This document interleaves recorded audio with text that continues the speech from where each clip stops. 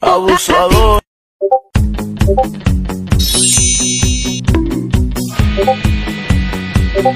Fotosíntesis. A continuación voy a hablarles sobre algunos temas de biología.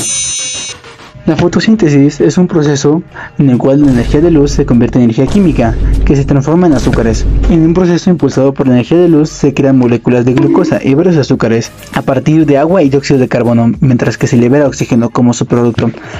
Las moléculas de glucosa proporcionan a los organismos dos recursos cruciales, energía y carbono fijo. La energía son las moléculas de glucosa que sirven como combustible para las células. Su energía química puede obtenerse a través de procesos como la respiración celular y la fermentación, que genera trifosfato de adenosina. El carbono fijo es cuando el carbono de dióxido de carbono se incorpora a las moléculas orgánicas, y a todo este proceso se le llama fijación de carbono, mientras que el carbono de moléculas orgánicas se conoce como carbono fijo. El carbono que está fijo y se ha incorporado a los azúcares durante la fotosíntesis puede utilizarse para crear otros tipos de moléculas orgánicas que necesitan las células. Las plantas son los autótrofos más comunes en los ecosistemas terrestres. Las células de una capa intermedia de tejido foliar llamado mesófilo son los principales lugares donde ocurre la fotosíntesis. En casi todas las plantas hay unos pequeños poros llamados estomas en la superficie de las hojas, los cuales permiten que el dióxido de carbono se difunda hacia el mesófilo y el oxígeno hacia el exterior. Cada célula mesófila contiene organelos llamados cloroplastos, que se especializan en llevar a cabo las reacciones de la fotosíntesis. Reacciones dependientes de luz se producen en la membrana de los tilacoides y necesitan su suministro continuo de energía luminosa. La clorofila absorbe esta energía luminosa, que se convierte en energía química mediante la transformación de dos compuestos, ATP, una molécula de almacenamiento de energía, y NADPH, un portador de electrones reducido.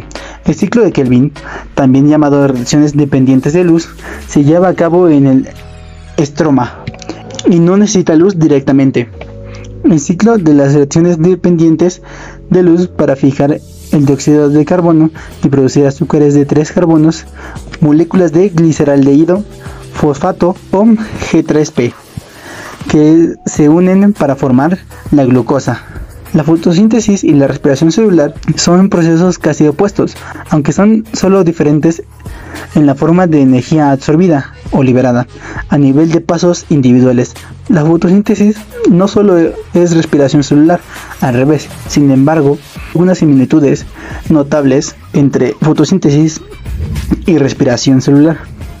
Por ejemplo, la fotosíntesis y respiración celular implican una serie de reacciones redox. En la respiración celular, los electrones fluyen de la glucosa al oxígeno, se forma agua y se libera energía. En la fotosíntesis van en la dirección opuesta, comienzan en el agua y acaban en la glucosa. Un proceso que requiere energía impulsado por la luz.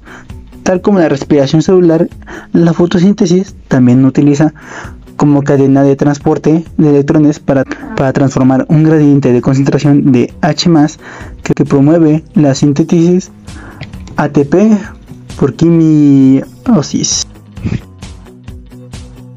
Fase luminosa. La fase luminosa es parte de la rama de la fotosíntesis. En esta fase de luz permite que se acumule energía química y reductor. Además libera O2 a la atmósfera. Es la primera fase de la fotosíntesis que depende directamente de la luz o energía lumínica para poder obtener energía química en forma de ATP y NADPH a partir de la disociación de moléculas de agua formando oxígeno e hidrógeno. Este proceso es el responsable de que hoy en día nuestro planeta tenga una atmósfera rica en oxígeno. Consecuencia de ello es el hecho de que las plantas superiores hayan llegado a dominar la superficie de la Tierra La atmósfera primigenia contiene muy poco oxígeno, pero sí otros gases como amonio, nitrógeno y dióxido de carbono. Fase oscura. También existe la fase oscura y es un proceso complejo donde el NADPH y ATP se unen para producir moléculas de carbohidratos o azúcares. A diferencia de la fase luminosa, puede ocurrir con luz y en la oscuridad. En la fase oscura, la ribosa bifosfato se suma al dióxido de carbono gaseoso presente en el aire, dando como resultado la producción de compuestos orgánicos, principalmente compuestos cuyas moléculas contienen carbono, hidrógeno y oxígeno. La parte de la fase oscura son la fijación, que es la primera enzima que interviene en el ciclo de Kelvin, fija 3 átomos de dióxido de carbono atmosféricos, uniéndolos a 3 unidades de ribosa biofosfato. Luego sigue la reducción, que se trata de la molécula anterior se transforma en 1,3 biofosfoglicerato por la acción de 6 unidades de ATP que fue generado en la fase luminosa, y dicho compuesto se transforma en G3P por acción de 3 unidades de NADPH. Y por último está la regeneración de filamento, la adición de fósforo mediante 3 ATP acaba generando una nueva molécula de ribosa biofosfato que desencadena el proceso de nuevo. Ciclo de Kelvin. Este ciclo se conoce como la fase oscura de la fotosíntesis. El ciclo de Kelvin genera las reacciones necesarias para la fijación de carbono en una estructura sólida, para la formación de glucosa y a su vez regenera las moléculas para la continuación del ciclo. El ciclo de Kelvin utiliza la energía producida en la fase luminosa de la fotosíntesis para fijar el carbono del dióxido de carbono en una estructura sólida como la glucosa, con el fin de generar energía. Las reacciones del ciclo de Kelvin acontecen en el estroma, que es líquido dentro del cloroplasto, y fuera del tilacoide, donde se produce la fase luminosa. El ciclo de Kelvin es el mismo proceso de la fase oscura, que son fijación, reducción y la generación. Ciclo de Krebs. El ciclo de Krebs es una secuencia de reacciones químicas que se lleva a cabo en la mitocondria de las células eucariotas como parte de la respiración celular. Este ciclo consiste de 8 pasos. Todo comienza con la reacción de oxalacetato de 4 carbonos, con el acetato activado en forma de acetilcoenzima A para formar citrato o ácido cítrico, una molécula de 6 carbonos. En los pasos siguientes, el citrato pierde electrones y 2 moléculas de dióxido de carbono, transformándose de nuevo en oxalacetato, cerrando el ciclo. La función principal del ciclo del ácido cítrico es captar los electrones que se liberan de las moléculas al oxidarse. Estos electrones son capturados por moléculas portadoras para luego transformarlas en adenosintrifosfato. Los pasos de este ciclo son los siguientes. Primero, la formación de citrato, en la que se combina el acetilcoenzima A con el oxalacetato para formar citrato y liberar coenzima A. La enzima que cataliza esta reacción es la citrato sintasa. Luego la sigue la formación de isocitrato. El citrato se transforma en isocitrato por acción de la enzima aconitasa. Siguiente está la oxidación de isocitrato a acetoglutarato. El isocitrato con 6 átomos de carbono, con 6 átomos de carbono, pierde un carbono en forma de dióxido de carbono y un par de electrones para transformarse en acetoglutarato con 5 carbonos. Los electrones son capturados por un nicotinamina, adenina, dinucleótido oxidado y se convierte en nicotinamina, adenina, dinucleótido reducido. La enzima es isocitrato deshidrogenasa y sigue la oxidación de acetoglutarato a succinil y dióxido de carbono. La molécula de acetoglutarato de 5 carbonos se oxida obteniendo 4 átomos de carbono.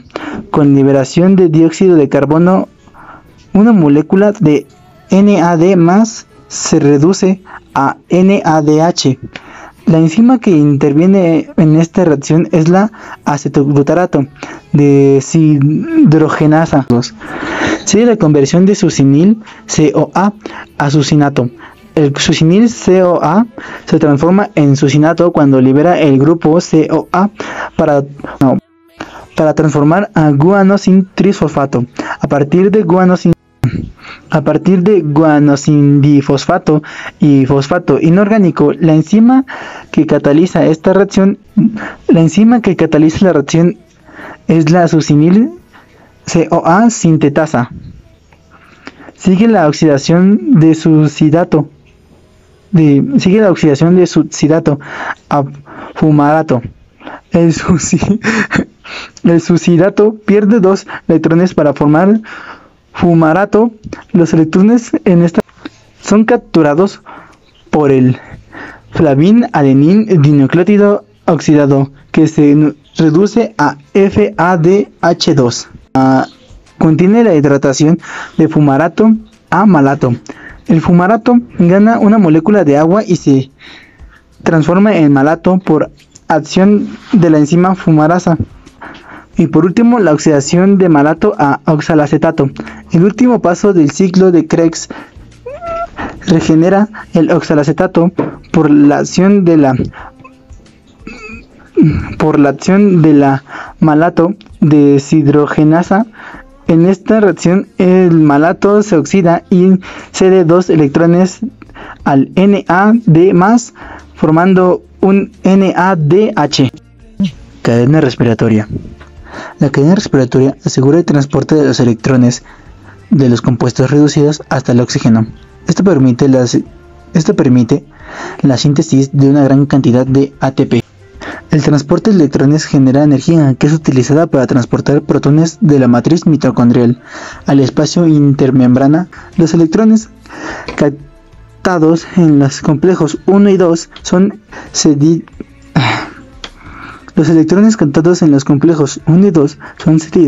a través del coenzima Q al complejo 3, luego a través del